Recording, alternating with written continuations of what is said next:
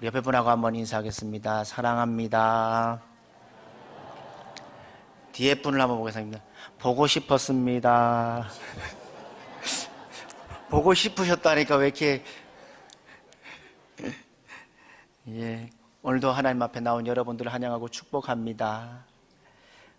예배를 시작하면서 제가 오늘 순서나 빠뜨린 거 기억하십니까? 예, 저도 잘 모르겠더라고요. 그냥 예배는 하나님께서 원하시는 기니까 흐름이 되면 될 것 같습니다. 오늘 말씀의 제목은 함께 섬기며 살아갑시다 라는 제목으로 함께 말씀을 나누고자 합니다. 사랑하는 성도 여러분, 말씀을 시작하면서 여러분에게 한번 생각해보고 답을 좀 구합니다. 우리가 성경을 찾아보면 놀라운 사실을 발견할 수 있지요. 무엇이라고 생각하십니까?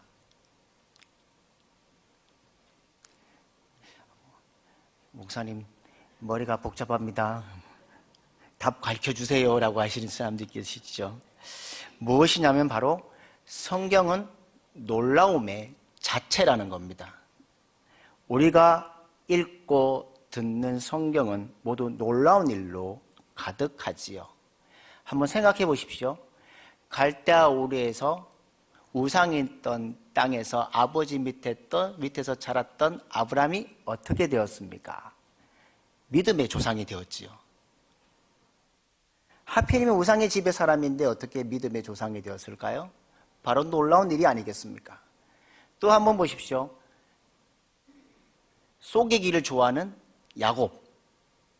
그런데 야곱은 어디에 있습니까? 믿음의 계보에 올라와 있습니다. 얼마나 속이기를 좋아했으면 아버지도 속이고 형도 속이고 외삼촌 나방까지도 속이는 사람인데도 믿음의 계보에 들어간 사람이 되었지요. 또 다윗을 한번 보십시오. 다윗은 풍채도 크지 않고 우리 권사님이나 장로님, 집사님들보다 멋있지도 않으시고 그 자리에 올라갈 정도로 용사도 아닌데, 그리고 막내인데 왕노하기 어려운 다윗이 이스라엘의 가장 위대한 왕이 되었지요. 예수님께서 이 땅에 오실 때도 한번 보십시오. 이 땅에 오실 때, 예수님이 이 땅에 오실 때 아버지와 어머니가 누구십니까? 육신의 아버지인 요셉과 마리아입니다. 요셉과 마리아는 그 당시에 촌동네 총각과 처녀입니다. 그리고 위대한 제사장의 가문도 아닙니다. 왕의 가문도 아닙니다. 그 시대의 경건함을 사는 에세네파 사람들의 가문도 아닙니다. 정말 보잘것없는 사람인데 그런 사람들이 하나님의 아들 예수 그리스도를 이 땅에 오시게 하는 통로가 되었음을 볼 수 있습니다. 또 우리가 잘 아는 신약 성경을 가장 많이 썼던 바울을 한번 보십시오. 예수님을 죽이기 위해 열심히 얼마나 든든했던 사람이었습니까? 그런데 그가 목숨을 걸고 뭐한 사람이 되었지요? 세계 선교의 복음의 선교사가 되었습니다. 여러분, 제자들 한번 보십시오. 예수님의 제자들 이 시대를 살아가면 좋은 직업이 아닙니다. 그리고 잘나지 않은 사람인데 창조주 하나님의 아들 예수 그리스도의 제자가 되었습니다. 왜 되었을까요? 한마디로 성경에는 놀라움이 가득 찬 일이 있다는 것이죠. 우리는 무엇을 믿고 계십니까? 성경을 믿고 계십니다. 또 하나님을 믿습니다. 하나님의 말씀을 믿습니다. 그 다음 성경은 무엇으로 가득 찼다고 말할 수 있을까요? 놀라운 일로 가득 차 있다는 겁니다. 하나님의 말씀은 놀라움으로 가득합니다. 따라서 여러분이 하나님의 말씀을 믿는다면 여러분의 삶 속에도 하나님의 놀라움이 가득할 줄 믿습니다. 사랑하는 성도 여러분, 저와 여러분이 이 사실을 믿기를 소망합니다. 하나님은 여러분이 생각지도 못하는 방법으로 하나님은 우리를 쓰십니다.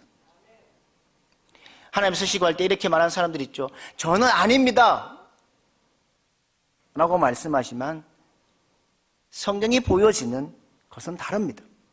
여러분의 배경이 어떠하든지 얼마나 많은 달란트를 가지고 있느냐에 상관이 없습니다. 필요한 것이 있습니다. 뭐냐면 하나님께서 나는 내가 생각지도 못하는 방법으로 너를 쓰기 원한다. 그리고 믿음으로 실제적인 삶 속에 헌신하라는 말씀을 들어야 합니다. 그래서 여러분에게 주신 선물은 믿음의 사람들과 그 믿음과 함께 걸어가기를 원하시고 섬기기를 원하십니다.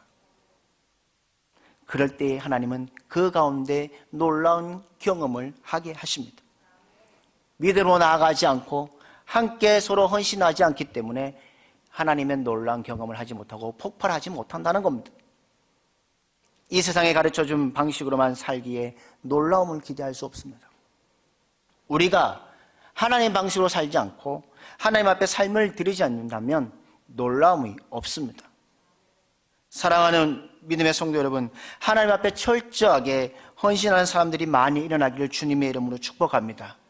그 가운데 하나님의 놀라운 역사가 여러분의 삶 속에 채워지시기를 주님의 이름으로 축복합니다.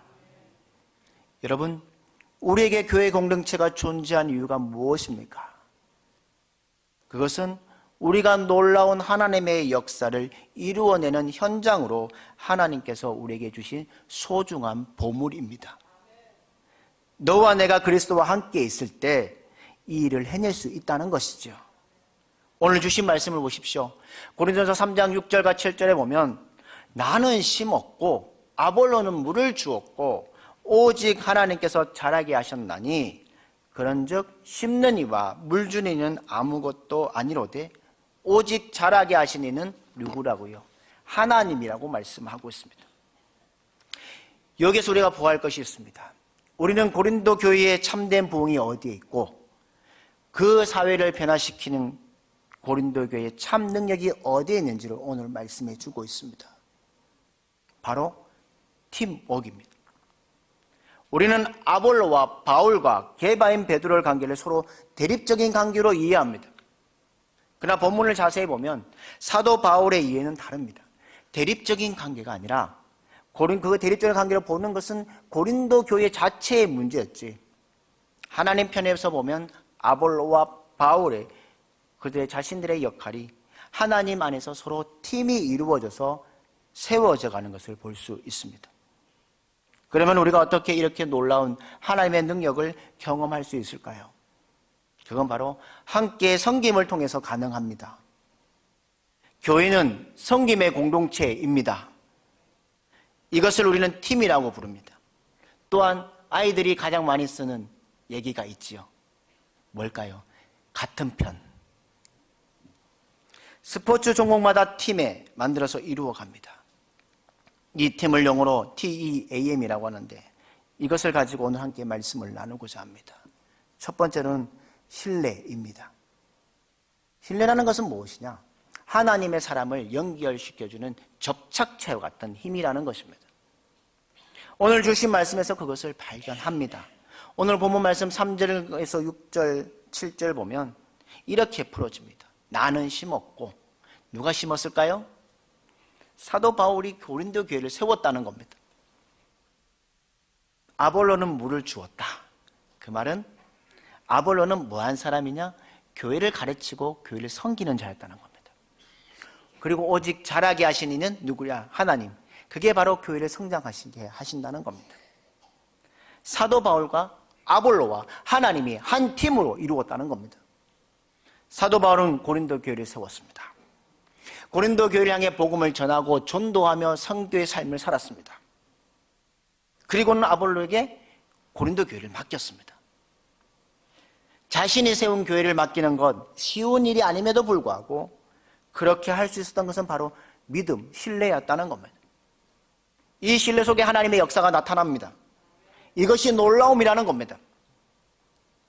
팀워크 속에서 하나님의 놀라운 역사가 여러분에게 일어날 것입니다.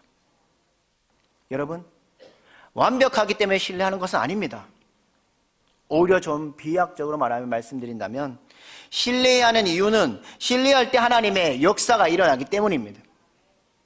신뢰하지 못해서 의심의 눈초리가 우리에게 있다면 하나님의 놀라운 역사는 일어나지 않을 겁니다. 그래서 이 신뢰는 상대를 섬기는 것입니다. 여러분, 사람을 신뢰해서만이 신뢰하는 것이 아닙니다. 신뢰하는 곳에 하나님의 역사가 일어나기 때문입니다. 그냥 우리가 믿음을 가지고 신뢰할 때까지 기다린다면 우리는 사람들을 섬길 수 없습니다. 신뢰하는 관계는 나뿐만 아니라 누가 나를 신뢰하는지를 알아야 되고 그 관계 속에 하나님의 놀라운 역사가 일어납니다. 그렇다면 어떤 관계를 맺어야 할까요? 일관되게 행동해야 합니다. 사람들은 예측 가능한 사람들일까요? 예측이 불가능한 사람들일까요? 예측이 불가능한 사람입니다. 그래서 많은 사람들이 이렇게 말합니다. 안정을 좋아하고 편안하기를 원합니다. 왜냐하면 예측 가능하다는 것이죠. 그래야 그 사람에게 편안함을 느끼기 때문입니다. 여러분 바위를 한번 보십시오. 바위는 늘 그 자리에 있습니다. 왜 그 자리에 있을까요? 일관되게 있기 때문입니다. 일관되게 행동하는 그 가운데 사랑과의 신뢰가 생길 수 있다는 겁니다. 그리고 비밀을 지켜야 합니다. 믿음직함이 여기서 나타납니다. 공동체에서 나눈 내용은 공동체 안에서만 존재합니다. 그리고 친밀한 사람이 되어야 합니다. 지금 사람과 사람 사이의 거리를 신뢰의 거리라고 말합니다. 우리 장로님들 거리가 얼마나 되십니까? 옆에 분하고 거리가 얼마나 되십니까? 친밀하면 친밀할수록 가까워집니다. 가까울수록 힘이 됩니다. 서로에게 가까이 하는 것이 섬김입니다. 여기에 하나님의 놀라운 역사가 있습니다. 여러분의 공동체 구성원 안에서 여러분은 가까우신 분이십니까? 아니면 멀리 떠나 계시는 분이십니까? 하나님이 원하시는 방법은 구성원 간에 가까이 있기를 원하십니다. 가까이 있을 때 하나님의 역사와 하나님의 놀라운 방법이 일어납니다. 떨어져 있으면, 거리가 멀어지면 하나님 원하시는 방법도 아니고 하나님의 역사도 일어나지 않습니다. 사랑하는 대조교회 성도 여러분, 서로 관계 속에서 신뢰를 통해 겸손하세요. 겸손함을 통해 하나님의 놀라운 역사가 여러분의 삶의 현장 가운데 함께하기를 주님의 이름으로 축복합니다. 두 번째는 공감입니다. 모든 사람들이 뭐 하기를 원하냐면 이해받기를 원합니다. 그리고 자신의 감정이 소중히 다루어지기를 원합니다. 어떤 일에 대해서 나는 이렇게 화가 나는데 다른 사람은 기뻐하고 모른 척 지나가는 것을 보면 저 사람은 낯선 사람으로 느낄 때가 있습니다. 부정적인 측면뿐만 아니라 긍정적인 면에도 마찬가지죠. 내가 즐거워할 때 즐거워하는 사람이 있으며 내가 슬퍼할 때 같이 슬퍼할 수 있는 사람이 있다면 그 사람과 친숙하게 교제를 맺을 수 있습니다. 그런 사람과 함께 시간을 보낼 수 있습니다. 서로가 일을 하면서 그들과 공감할 수 있다는 것이죠. 그렇다면 어떻게 공감해야 합니까? 속도를 늦춰야 합니다. 사람들은 자신의 삶뿐만 아니라 다른 사람에게 자신의 관심을 나타내려고 합니다. 사실은 모든 사람이 그런 거지요. 그렇게 말하죠. 나 좀 쳐다봐 달라고. 그런데 문제는 사람들에 대해 속도가 빠르면 인간관계는 그저 스쳐 지나가는 것뿐입니다. 관심이 없으면 편한 것 같지만 관심이 없다면 사실 얼마나 무서운 것일까요? 1부 때 물어봤거든요. 사랑의 반대말이 무언가 물어봤습니다. 무엇입니까? 사랑의 반대가 무관심이라는 겁니다. 우리는 구체적인 섬김을 위해서 속도를 늦추고 그들과 관심을 가져야 된다는 겁니다. 그러면 어떻게 공감할 수 있는가? 두 번째는 질문하라는 겁니다. 옆에 분하고 한번 질문해 볼까요? 요즘 잘 지내십니까? 자, 대답을 뭐라고 하셨습니까? 많은 사람들이 이렇게 말합니다. 잘 지냅니다. 그래. 이러면 대화가 되지 않습니다. 관계가 생기지 않습니다. 그럼 이렇게 질문해야 된다는 겁니다. 아니, 그냥 하지 말고 그냥 잘 지내는 것이 아니라 어떻게 지내고 있는지 무엇인지 말해봐. 이렇게 질문을 해야 된다는 겁니다. 이렇게 해서 서로 삶을 나누어야 한다는 겁니다. 사랑하는 성도 여러분, 사람들과 만남에 있어서 이런 말들을 사용하는 여러분들에게 원합니다. 사용하면 그 사람의 삶의 내용을 알고 그 사람의 기쁨도 알고 그 사람의 슬퍼하는 것도 알고 그 안에 기쁨이 또 아픔을 알 수 있다는 겁니다. 그때가 바로 서로 간의 공감이 필요한 시간이라는 겁니다. 그리고 감정을 표현해야 합니다. 옆에 분 한번 보고 내 감정을 한번 표현해 보십시오. 웃는 표정이신지 아니면 화나는 표정을 감정을 하시는지요. 감정을 표현해야 합니다. 그게 무슨 말이냐? 공감한다는 것이죠. 제가 목회사에 가면서 어떤 한 분이 저에게 찾아온 적이 있습니다. 목사님, 상담을 하는데 이렇게 얘기를 합니다. 목사님, 저 요즘 너무 힘듭니다. 그리고 힘든 일을 경험했습니다. 라고 이야기를 합니다. 그 얘기를 듣고 저는 깜짝 놀랐습니다. 왜냐하면 그분의 삶에서는 힘든 일도 없고 힘들더라도 힘들다고 얘기하지 않는 사람이었습니다. 완벽한 사람이었습니다. 흠이 잡히거나 문제를 일으키지고 않았습니다. 철저히 자기를 관리하는 사람이었습니다. 그래서 다른 사람들이 그분에 대해서는 말 조심하고 아예 이야기도 하지 않습니다. 그런데 그런 분의 입에서 나 지금 힘듭니다 라고 했더니 그 힘든 이야기를 듣고 제 마음속에 뭐가 일어났을까요? 기쁨이 생겼습니다. 남이 힘든데 왜 기뻐합니까? 라고 하시지만 그 이유는 그분이 처음으로 사람처럼 느껴졌고 친구처럼 보여졌습니다. 공감이 일어났다는 겁니다. 우리는 뜨겁게 그와 저는 기도했습니다.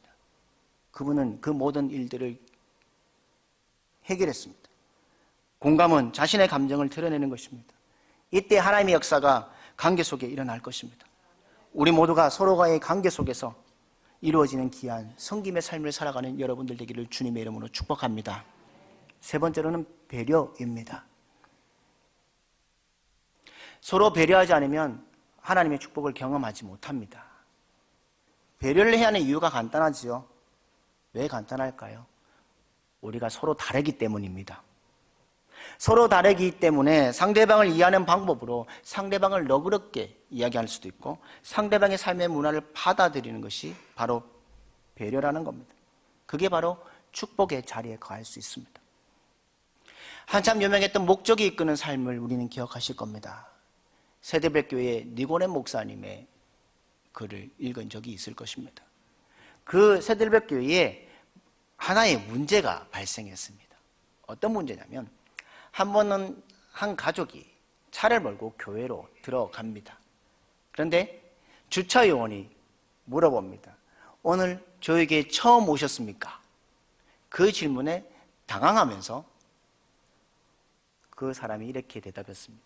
예, 처음 왔습니다니까. 그 주차 요원이 저쪽을 향하면서 저쪽으로 가면 주차할 곳이 있습니다 라고 얘기했다는 겁니다. 깊숙이 들어갑니다. 왜 나를 이렇게 이곳으로 안내할까?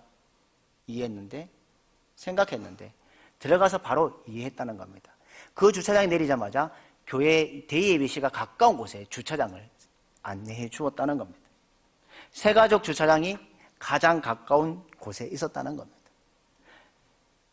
교회 직원을 제외하고 오래 다닌 분일수록 직분이 중요한 사람일수록 주차장은 멀었다는 겁니다. 그 교회에서 이것을 배려라고 생각했다는 겁니다. 그 교회 모두 섬기는 사람들은 두 번 예배를 드립니다. 한 번은 자기가 영과 진리로 예배 드리는 예배고 또 한 번은 다른 사람을 섬기기 위한 도움의 필요로 예배를 드린다는 겁니다. 그 교회에서 놀라운 일이 일어나지 않겠습니까? 그거 배려를 통해서 그 교회는 성장했습니다. 사랑하는 믿음의 성도 여러분, 그럼 우리가 살아가는 관계 속에 어떤 배려가 필요할까요? 서로의 필요를 배려해야 합니다. 그 사람의 필요가 무엇인지 모르고는 배려할 수 없습니다. 팀이 되어서 자신의 필요만을 채워가는 것이 아니라 서로 채워간다면 하나님의 나라가, 하나님의 공동체가 이 가운데 세워질 것입니다. 그리고 서로의 의견을 배려해야 합니다. 여러분, 우리가 어떤 모임이든 어떤 삶을 살다 보면 상대방 이야기를 하면 그 상대방의 이야기에 대해서 옳고 그름을 판단합니다. 그리고 의견이 맞지 않으면 소리를 높이든지 박차고 나아갑니다. 그게 우리를 어리석게 하는 것이고 하나님의 놀라운 역사를 제한시킨다는 겁니다. 각자의 의견은 옳고 그름의 문제가 아닙니다. 가치의 높고 낮음의 문제도 아닙니다. 뭐냐면 다르다는 겁니다. 인식이 변해야 된다는 겁니다. 너의 다름을 통해서 내가 변화를 받을 수 있다, 성숙할 수 있다. 너의 다름을 통해서 내가 변화하고 성장할 수 있다는 인식이 할 때에 하나님은 기뻐하신다는 겁니다. 그리고 서로의 성격을 배려해야 합니다. 여러분 가운데 어떤 사람은 늘 재미만 쫓는 사람들이 있습니다. 재미없으면 아무것도 하지 않는 사람들이 있지요. 어떤 사람은 열심을 최고로 생각하면서 교회 안에서 열심히 하지 않으면 왜 열심히 하지 않냐고 얘기하는 사람들이 있습니다. 어떤 분은 교회 하면 진지하게, 분위기도 진지하고 일도 묵직하게 해야지, 중하게 해야지 하는데 진지하지 못하고 일을 그냥 대충 하는 거 보면 그런 사람들을 향해서 뭐라고 말합니까? 인생이 가볍게 보인다고 얘기하는 사람도 있습니다.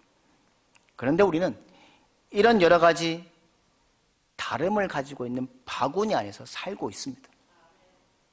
그런데 이것은 축복입니다. 어느 때 축복이 되느냐?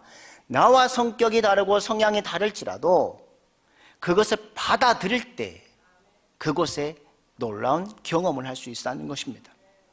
이렇게 서로 받는 것이 배려이고 섬김입니다. 이것이 바로 하나님의 놀라운 역사가 일어나는 자리가 될 것입니다. 그리고 서로의 결점을 배려해야 합니다. 서로의 결점을 배려하는 말은 무엇이냐? 상대방의 결점을 말해라는 얘기는 아닙니다. 비난하라는 얘기가 아닙니다. 서로의 결점을 채워주시고 하나님의 사랑의 연습장이 되어야 합니다. 여기에 하나님의 놀라운 역사가 일어납니다.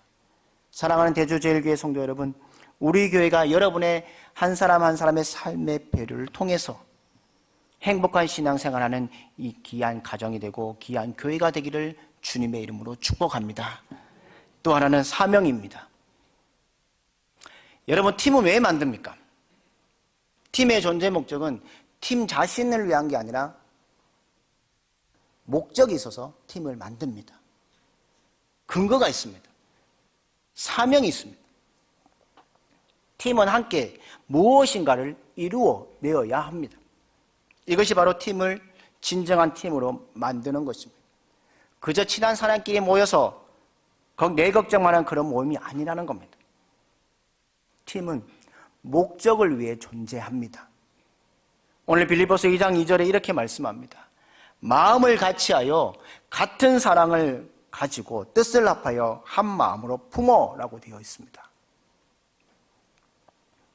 마음을 같이하여 같은 사랑을 가지고 뜻을 합하여 한 마음을 품으라고 말씀하고 있습니다. 네드우드라는 나무가 있습니다. 그 네드우드는 삼나무 품종입니다. 이 나무가 얼마나 특별하냐면 찾아보니까 자라면 키가 150m까지 자라고 단단하다는 겁니다. 그런데 놀라운 사실이 있습니다. 네드우드는 놀랍게도 아주 약한 뿌리를 갖고 있습니다. 아주 약해서 뿌리가 찾는데 힘들다는 겁니다. 여러분, 뿌리가 약한 나무는 어떻게 될까요? 바람이 불고 폭풍이 불고 혹은 홍수가 나면 쉽게 넘어집니다. 그런데 이 레드우드 나무는 엄청난 규모로 강하게 서 있습니다. 왜 서 있을까요? 레드우드는 혼자 있지 않습니다. 항상 작은 숲을 만들어 버립니다. 서로 나무끼리 뿌리를 엮어 놓습니다. 서로를 붙들어 준다는 겁니다. 어떤 폭풍이 와도 어떤 바람이 불어도 어떤 홍수가 나도 넘어지지 않는다는 겁니다. 이게 바로 완벽한 그들의 공동체의 모습입니다. 이것이 바로 완벽한 하나님의 교회의 교제이고 하나님이 세우신 원하시는 교회의 모습이고 공동체의 모습이라는 것입니다. 우리는 서로 연결되어 있습니다. 어떤 일이 닥치게 올지라도 우리가 함께 해주는 서로가 있다는 것을 기억하는 여러분들 되기를 주님의 이름으로 축복합니다. 살아가면서 여러분은 많은 태풍을 만났습니다. 인생의 태풍을 견뎌 오셨습니다. 그리고 앞으로도 우리의 인생 가운데 사람 관계 속에서 금전적인 문제 속에서, 건강 상태 속에서도 폭풍이 다가올 것입니다. 여러분이 혼자라면 그런 폭풍들이 닥쳐올 때 여러분은 넘어질 것입니다. 그래도 공동체가 있으면 우리는 넘어지지 않습니다. 여러분의 인생을, 여정을 함께 걸어갈 서로가 있으면 넘어지지 않고 든든히 세워갈 수 있다는 겁니다. 사랑을 믿음의 성도 여러분, 우리는 함께 갈 때 가능합니다. 여러분은 서로 섬기도록 하나님은 창조하신 분이십니다. 서로 섬기는 걸 통해 하나님의 놀라운 역사를 경험하도록 하나님은 우리를 설계해 두셨습니다. 섬김 없이 그리스도 나라는 내 안에 있지 않습니다. 우리 안에 이루어지지 않습니다. 섬김 없으면 그런 그리스도는 하나님의 복과 미래가 없습니다. 사랑하는 우리 대주제일교회 성도 여러분, 공동체를 세워가고자 하는 이런 모습을 가지고 서 있기를 주님의 이름으로 축복합니다. 세워져 있을 때 하나님께서 영광 받을 것입니다. 여러분 모두가 오늘 하나님의 섬김을 통해 놀라운 하나님의 역사를 경험하는 여러분들 되기를 주님의 이름으로 축복합니다. 모두가 성경에 나타난 놀라움의 역사처럼 여러분의 인생의 상 가운데도 하나님의 말씀처럼 주어졌던 성경이처럼 놀라움의 역사들을 날마다 경험하며 살아가는 믿음의 성도들이 되시기를 주님의 이름으로 축복합니다. 이번 한 주간을 살아갑니다. 살아가는 순간순간마다 하나님이 만들어주신 그 놀라움의 역사들을 날마다 경험하며 승리함을 통해 한 주간도 하나님 안에서 승리했다고 고백하고 돌아오는 믿음의 성도들이 되시기를 주님의 이름으로 축복합니다.